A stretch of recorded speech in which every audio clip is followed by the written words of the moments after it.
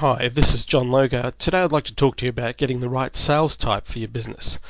One of the things that people often ask me is, how do you find great salespeople, or how do I get the right people in my business, or how do I build the how do I employ the ultimate salesperson?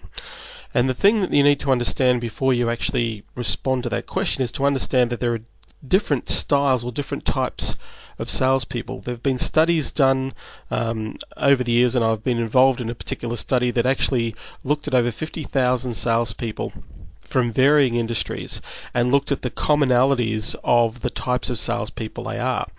And before you actually employ a salesperson, you also need to recognize and understand what is the sales cycle within your organization as well.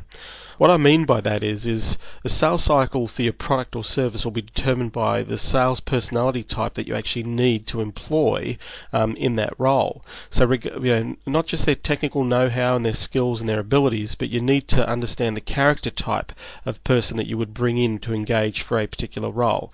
So, for example, if you've got a sales cycle that is short sales cycles, retail environment, direct sales, telemarketing is a short sales cycle where people are required to go through very short sales process to generate that sale. So there's no long-term relationship involved here. It is pretty much you're engaging that person straight up front. So this is a short sales cycle.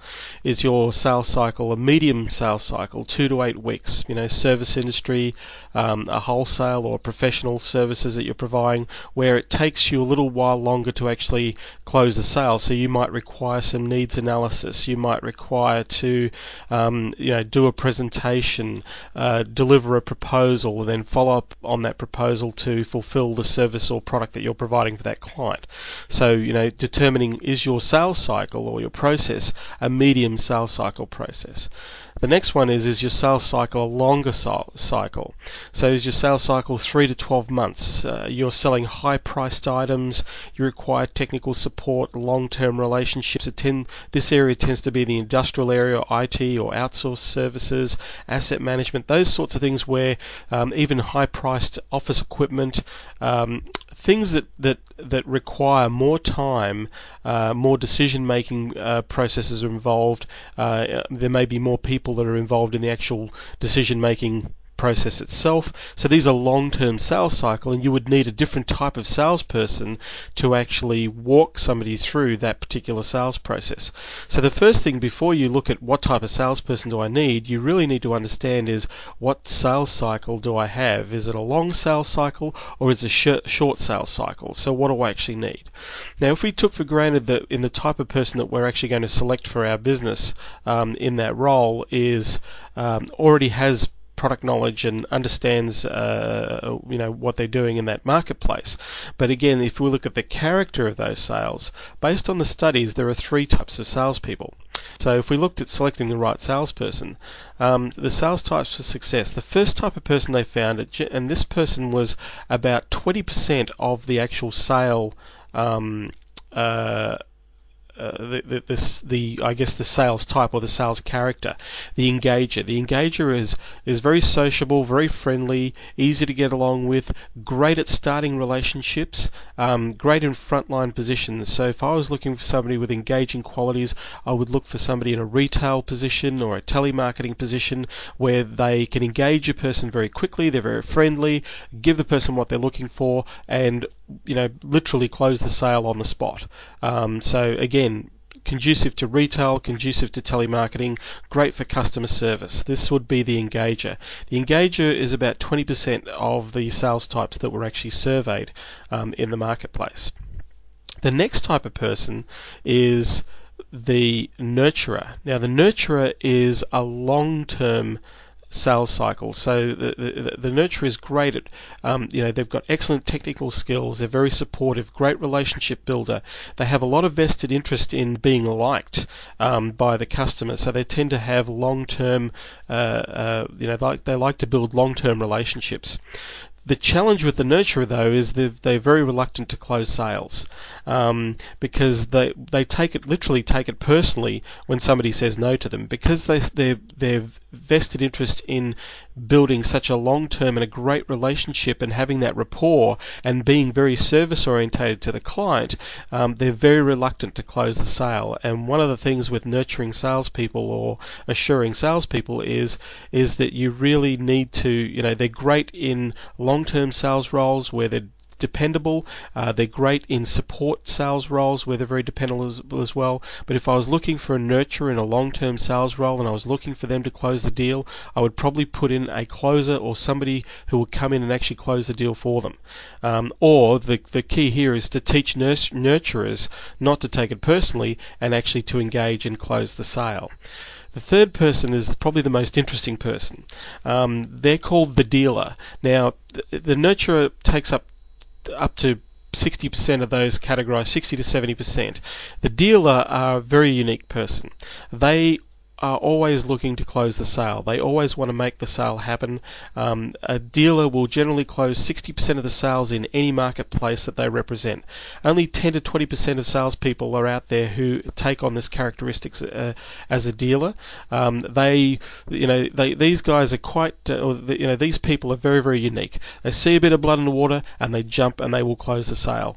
They know what they're worth. They're very, very strong in their ability to generate the outcomes.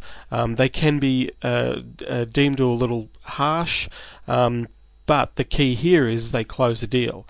And if I was, for example, if I had a company selling office equipment which requires a relatively medium to long-term sales cycle, I would look for dealers or people who had compelling qualities to go around closing all the sales that nurturing salespeople leave out there from the competition, because the dealer is literally, they are in it to make it happen. Their reward or their motivation is, I've closed the deal and let's make the next deal happen. So the dealer is the third type of person in that marketplace, in the selling type. And you need to understand that if you look at your company and you look at what you're representing there, what do I want in a salesperson and what are my requirements and what types or what things do I need in terms of their personality to make, a fit for the role that they have within my organization. The interesting thing here is most people would say that they would like engaging people, or the typical salesperson is the engager, the sociable, the friendly, the talking, the open type. The challenge with that is that they're a short-term thinker. What people are looking for is perhaps people with all these qualities. And they are a very rare breed. That's not to say that they don't exist out there, but the only way that you can make sure that you,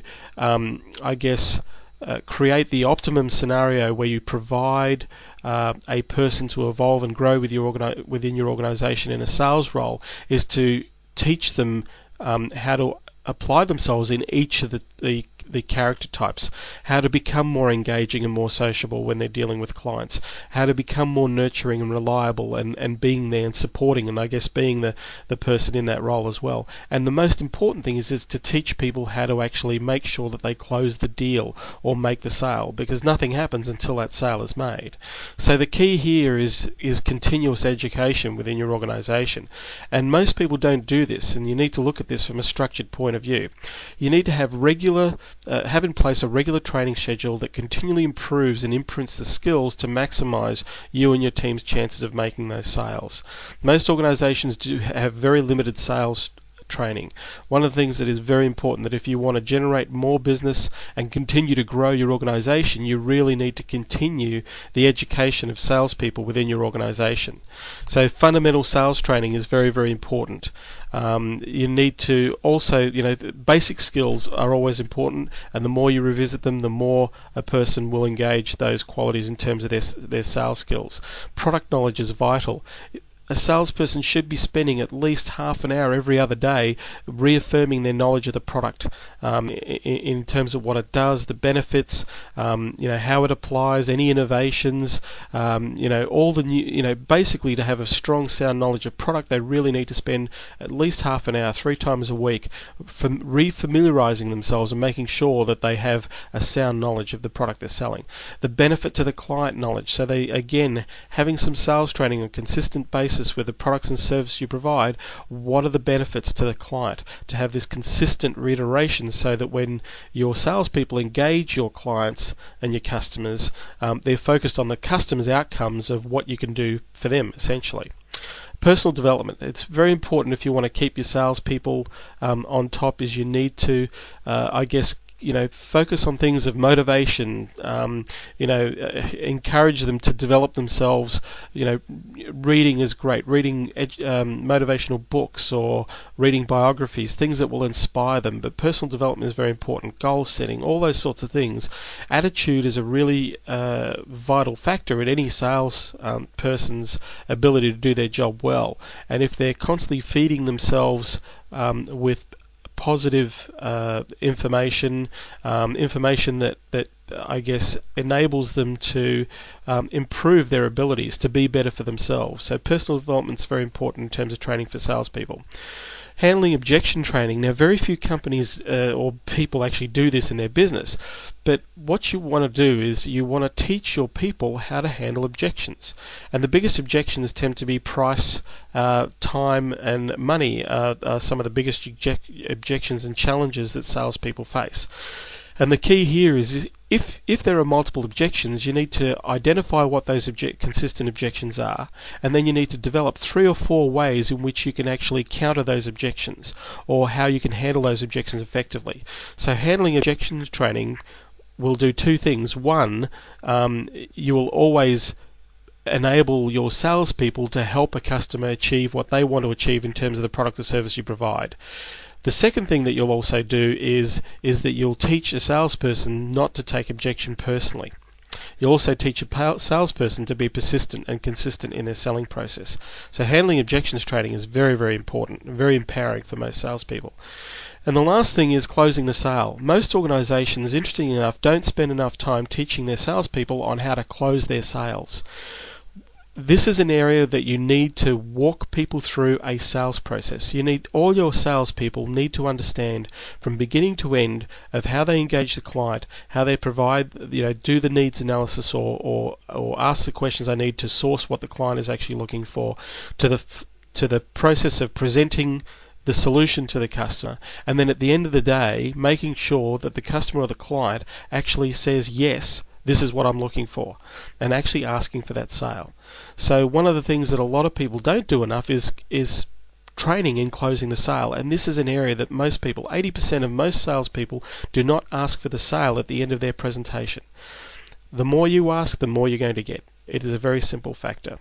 I hope this has been very helpful to you. If you'd like, the other thing also, I guess the last thing is prospecting clients. Training salespeople on how to prospect through lead generation strategies, how to engage people, whether you're using things like direct mail as a contact, telemarketing, whether you're doing trade show selling. How do you prospect for clients? You need to teach your salespeople and give them every methodology possible on how they can generate and prospect more clients. If you've liked what you heard today, please go to my blog at johnlogar.blogspot.com. You'll get some free resources there. There are articles, marketing strategies, business development and personal development ideas. Please share this video and pick up your resources at John Logar.